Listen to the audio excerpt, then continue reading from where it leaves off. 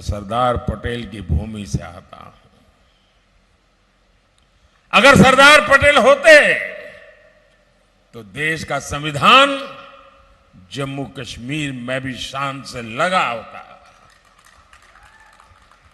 लेकिन जो काम सरदार साहब का अधूरा रह गया, ये धरती का संतान, आपका संतान, ये सेवक उसे पूरा कर पाया। 370 गई, 370 को जमीन में गाड़ चुका हूं।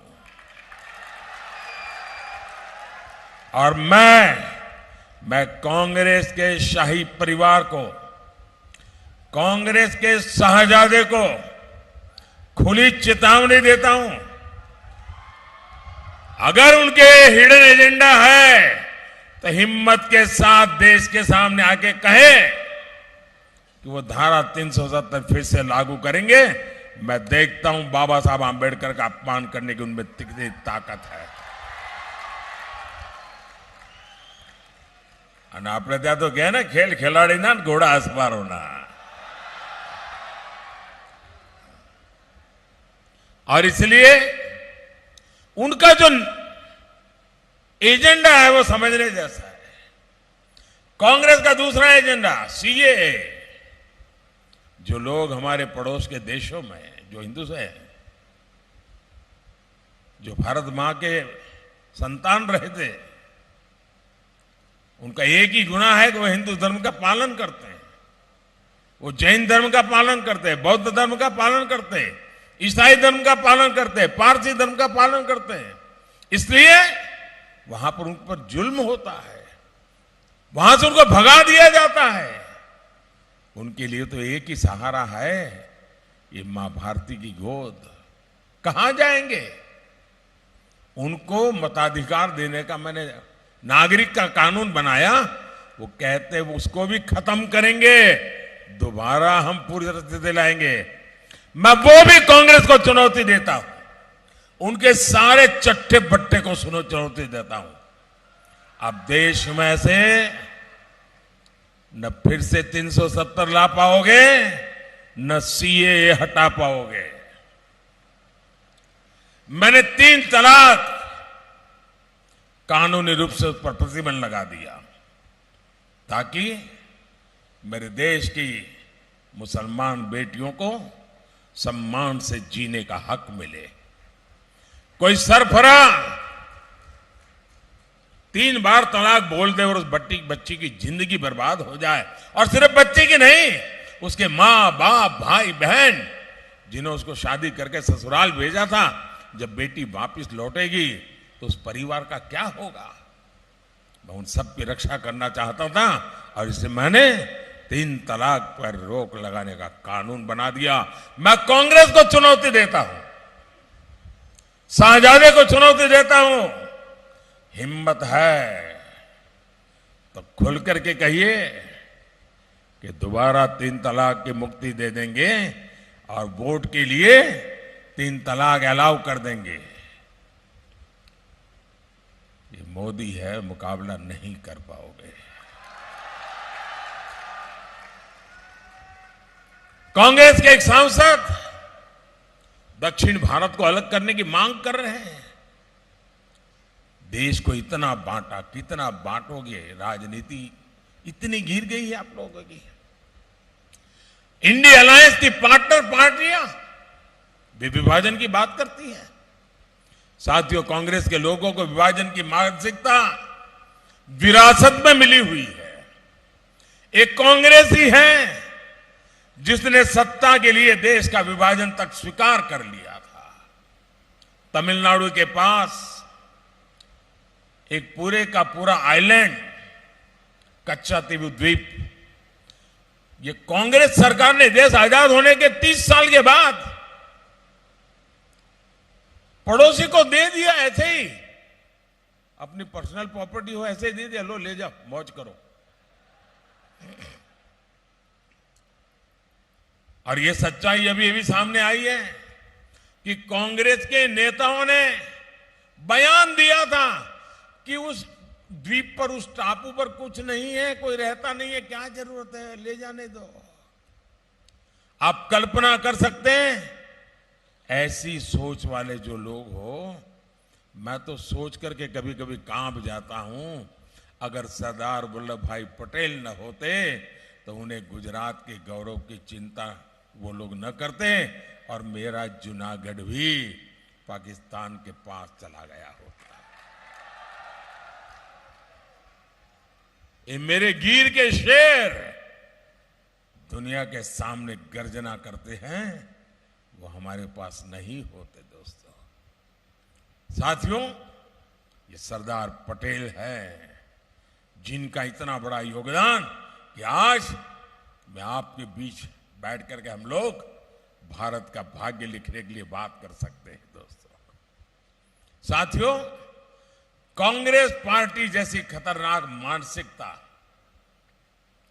गुजरात को लेकर कांग्रेस के मन में जो खींच और नफरत है, कांग्रेस की अगर सत्ता में आई तो गुजरात के लिए, देश के लिए खतरनाक हालात पैदा कर सकती है।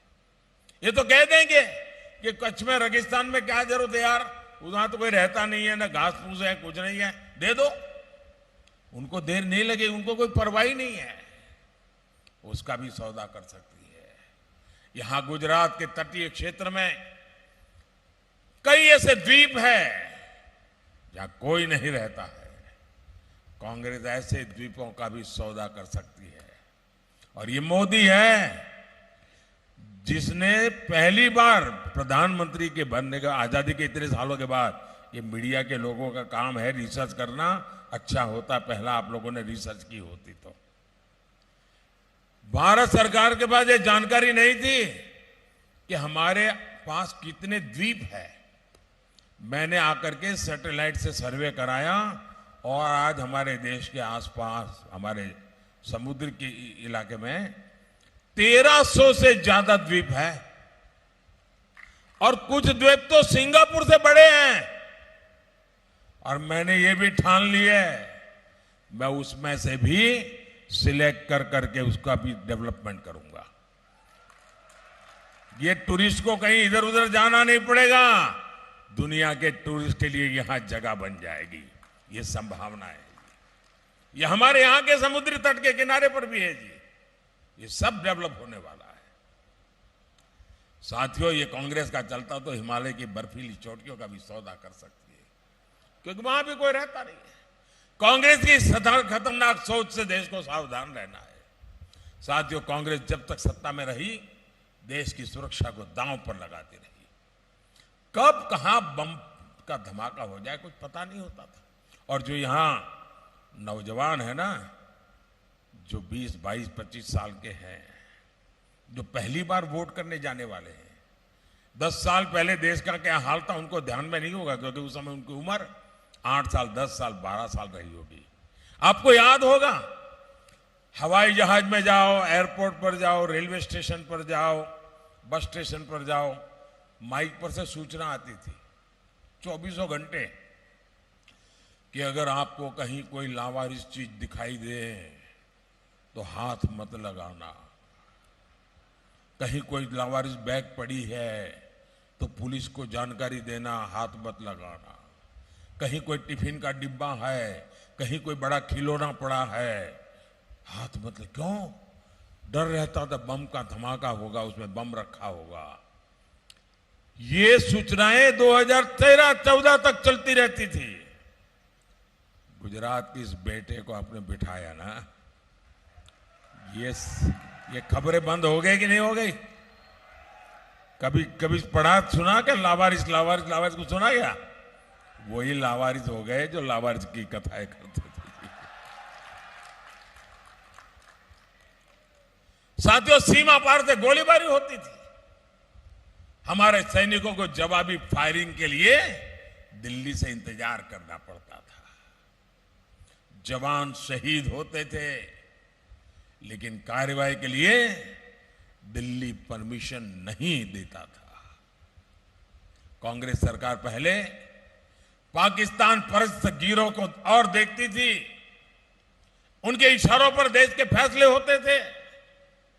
वो इकोसिस्टम आज मौके की तलाश में है कि कांग्रेस आए तो उनके जीवन में फिर से एक बार बहार आ जाए। लेकिन क्या देश ऐसे दिन फिर से आने देगा क्या? देश ऐसे दिन फिर से देखना चाहता है क्या? क्या ऐसे लोगों को फिर से एंट्री मिलेगी क्या?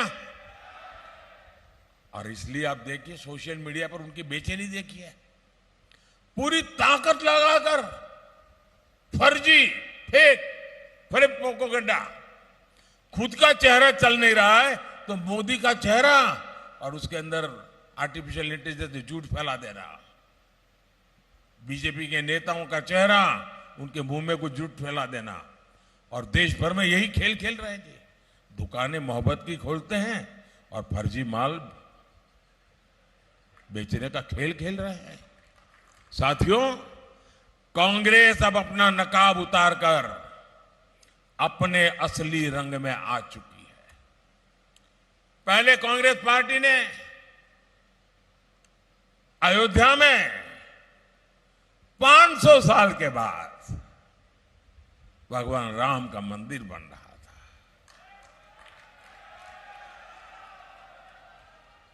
आजादी के 75 साल बाद भी उन्होंने रोड़े अटकाने की कोशिश की, अदालतों में भी रोड़े अटकाए। लेकिन ये मेरा सौभाग्य है, आपके आशीर्वाद है, अयोध्या में भव्य राम मंदिर बन गया। लेकिन जब उसके प्राण प्रतिष्ठा में उनको निमंत्रण दिया, उसको भी उन्होंने ठुकरा दिया। ये कौन सा संस्कार है? मैंने मंच पर आते ही जब संतों को देखा तो पहले सर झुका करके नमन किया मैंने।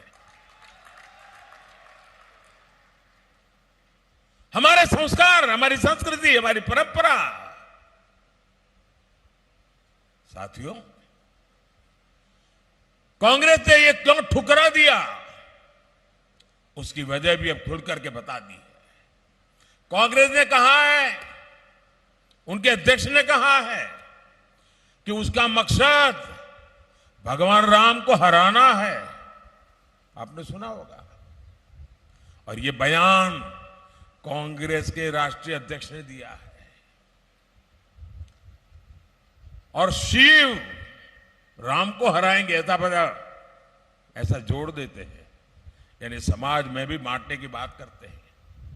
यानी कांग्रेस पार्टी लोकतंत्र का चुनाव नहीं लड़ रही है। कांग्रेस के लिए ये चुनाव भगवान श्री राम के खिलाफ लड़ाई का चुनाव बना दिया है। मैं इनसे पूछना चाहता हूं, भगवान राम को हराकर जरा बताएं ये किसको जिताना चाहते हैं? कोई मुझे बताए। भगवान राम हारने का मतलब कौन जीतेगा? क्या सोचते हैं लोग? और इसी सोच के साथ मुगलों ने 500 साल पहले राम मंदिर को गिराया था। यही सोच लेकर हमारे सोमनाथ मंदिर को ध्वस्त किया था।